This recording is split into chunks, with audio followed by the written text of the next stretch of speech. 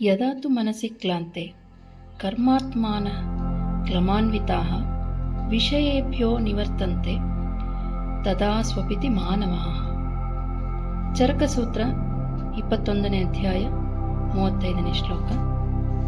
ಯಾವಾಗ ಮನಸ್ಸು ದಣಿದಿರುತ್ತೆ ಹಾಗೂ ಇಂದ್ರಿಯಗಳು ಅಂದರೆ 5 ಜ್ಞಾನೇಂದ್ರಿಯ 5 ಕರ್ಮೇಂದ್ರಿಯ ಅವುಗಳು ತಮ್ಮ ಚಟುವಟಿಕೆಗಳನ್ನು ನಿರ್ವಹಿಸಲು ಆಯಾಸಗೊಂಡಾಗ ಅವು ತಮ್ಮ ತಮ್ಮ ವಸ್ತುಗಳಿಂದ ಹಿಂದೆ ಸರಿಯುತ್ತದೆ. ಈ ಸ್ಥಿತಿಯಲ್ಲಿ ಮನುಷ್ಯನು ನಿದ್ರೆಗೆ ಜಾರುತ್ತಾನೆ. ನಮಸ್ಕಾರ, ನಾನು ಡಾಕ್ಟರ್ ಪದ್ಮಾವತಿ, ಧಾತ್ರಿ ಚಿಕಿತ್ಸಾಲಯದಿಂದ. ಇವತ್ತಿನ ವಿಷಯ ನಿದ್ರೆ ಮತ್ತು ಯೋಗ ನಿದ್ರೆ. ದಿನ 9ನೇ ಜ್ಞಾನ ಅಮೃತ ಪಾಡ್ಕಾಸ್ಟ್ ಸೀರೀಸ್ಗೆ ಎಲ್ಲರಿಗೂ ಸ್ವಾಗತ. ಮೊದಲು ನಿದ್ರೆಯ ನಿರುಕ್ತಿ ನೋಡಿದ್ವಿ, ಏನು ಹಂಗಂದ್ರೆ ನಿದ್ದೆ ಅಂತ. ಆಧ್ಯಾತ್ಮದಲ್ಲಿ ಯೋಗ ನಿದ್ರೆ ಅಂದರೆ ಏನು ಹೇಳ್ತಾರೆ ಅಂದರೆ, ಮಾಂಡುಕ್ಯ ಉಪನಿಷತ್ತಲ್ಲಿ ಎಚ್ಚರ ಮತ್ತು ಗಾಢ ನಿದ್ರೆ ನಡುವಿನ ಸ್ಥಿತಿನ ಯೋಗ ನಿದ್ರೆ ಅಂತ ಹೇಳ್ತಾರೆ. ಅಲ್ಲಿ ಪ್ರಜ್ಞೆ ಅಂದರೆ ಏನು ಶುದ್ಧ ಅರಿವಾಗಿ ಇರುವಂಥದ್ದು ಹೆಚ್ಚು ಲಭ್ಯವಿರುತ್ತೆ. ಜೀವ ಪರಮಾತ್ಮನಲ್ಲಿ ವಿಶ್ರಾಂತಿ ಪಡೆದಾಗ ನಿದ್ರೆ ಉಂಟಾಗುತ್ತೆ. ಆಯುರ್ವೇದದಲ್ಲಿ ನಿದ್ರೆನ ತ್ರಯೋಪಸ್ತಂಭದಲ್ಲಿ 1 ಅಂತ ಹೇಳಿದ್ದಾರೆ. ಉಳಿದಿರೋ 2 ಆಹಾರ ಮತ್ತು ಬ್ರಹ್ಮಚರ್ಯ. ಇವು ಜೀವನದ 3 ಸ್ತಂಭಗಳಿದ್ದಂತೆ, ಅಂದ್ರೇನು ಆಧಾರವಾಗಿದ್ದಂತೆ. ಇಲ್ಲಿ ನಮ್ಮ ಅಧಿಕ ಮಾಸದಲ್ಲಿ ನಿದ್ರೆ ಅದನ್ನು ಗುಣಪಡಿಸಲು ಶಕ್ತಿಶಾಲಿ ಸಮಯ. ನಿಯಮಿತವಾಗಿ ನಿದ್ರೆ ಏನ್ ಮಾಡುತ್ತೆ, ಎಲ್ಲ ತ್ರಿದೋಷಗಳನ್ನ ಸರಿಪಡಿಸುವಂಥದ್ದು. ನಮ್ಮ ಅಗ್ನಿಯನ್ನ ಬಲಪಡಿಸುವಂಥದ್ದು. ಹಾಗೆ ನಾವು ನಿದ್ರೆ ಸರಿಯಾಗಿ ನಿಯಮಿತವಾಗಿ ಮಾಡದೆ ಹೋದ್ರೆ ನಮ್ಮಲ್ಲಿರುವ ಅಗ್ನಿಯನ್ನು ದುರ್ಬಲಪಡಿಸುತ್ತೆ ಹಾಗೂ ಓಜಸ್ಸನ್ನ ಕ್ಷೀಣಿಸ್ತಾ ಹೋಗುತ್ತೆ.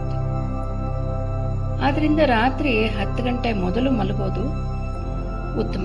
ಯಾಕೆ ಅಂದ್ರೆ ನೈಸರ್ಗಿಕವಾಗಿ ಅಂತ ಸಮಯದಲ್ಲಿ ಕಫದೋಷ ಇರೋದ್ರಿಂದ ನಾವು ತಾವಾಗಿಯೇ ನಿದ್ದೆ ಏನಂದ್ರೆ ನ್ಯಾಚುರಲ್ ಆಗಿ ಒಂದು ನಿದ್ರೆ ಬರುವಂತ ಸಮಯ ಅದು.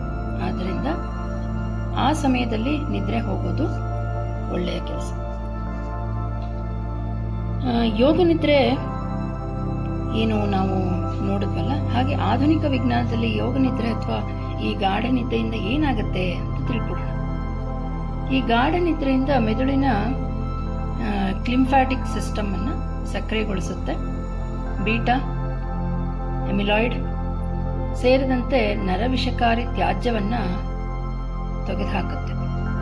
7 ರಿಂದ 8 ಗಂಟೆ ನಿದ್ದೆ ಅಂದ್ರೆ ಗುಣಮಟ್ಟವಾದ ನಿದ್ರೆ ಮಾಡಿದ್ರೆ ಇನ್ಸುಲಿನ್, ಕಾರ್ಟಿಸೋಲ್ ಹಾಗೆ ನಮ್ಮ ರೋಗ ನಿರೋಧಕ ಶಕ್ತಿ ಹೆಚ್ಚಾಗುತ್ತೆ ಹಾಗೂ ಭಾವನಾತ್ಮಕವಾಗಿ ನಮ್ಮಲ್ಲಿ ಅದನ್ನ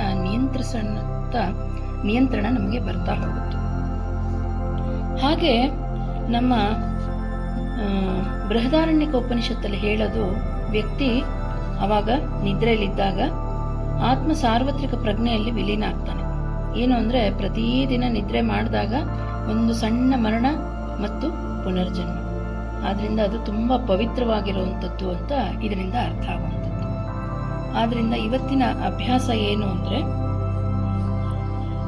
ಮಲಗಕ್ಕೆ 1 ಗಂಟೆ ಮುಂಚೆ ಯಾವುದೇ ಏನು ಫೋನ್ ಆಗಲಿ, ಟಿವಿ ಅಥವಾ ಯಾವುದೇ ಒಂದು ಡಿಸ್ಟ್ರಾಕ್ಷನ್ಸ್ ಅನ್ನ ಅದನ್ನ ದೂರ ಇಡಿ. ನಿಮ್ಮ ಪಾದಗಳಿಗೆ ಬೆಚ್ಚಗಿರುವಂತ ಎಳ್ಳೆಣ್ಣೆ ಅಥವಾ ಬ್ರಾಹ್ಮಿ ಎಣ್ಣೆನೂ ಹಚ್ಚಬಹುದು. ಅದನ್ನ ಪಾದಗಳಿಗೆ ಹಚ್ಚಿ ಅದನ್ನ ಪಾದಾಭ್ಯಂಗ ಅಂತ ಹೇಳ್ತೀವಿ. ಸೊ ಈ ಪಾದಾಭ್ಯಂಗ ಮಾಡ್ಕೊಂಡ್ಮೇಲೆ ಮಲಗಕ್ಕೆ ಮುಂಚೆ ಒಂದು 11 ಸಾರಿ ಓಂಕಾರ ಹೇಳ್ಕೊಂಡು, ಅಥವಾ ಯೋಗ ನಿದ್ರೆ ಅಭ್ಯಾಸ ಇದ್ದವ್ರಿಗೆ ಅದನ್ನು ಮಾಡಿ ಒಳ್ಳೆಯ ನಿದ್ರೆಗೆ ಜಾರಬಹುದು. ನಾಳೆ ದಿವಸ ಈ ಅಭ್ಯಾಸದಿಂದ ನಿಮಗೇನು ಉಪಯೋಗ ಆಯಿತು ಅಂತ ನಾಳೆ ಹೇಳ್ತೀರಲ್ವಾ? ನಾಳೆ ಮತ್ತೆ ಸಿಗೋಣ. ಅಲ್ಲಿ ತನಕ ಹರಿವು.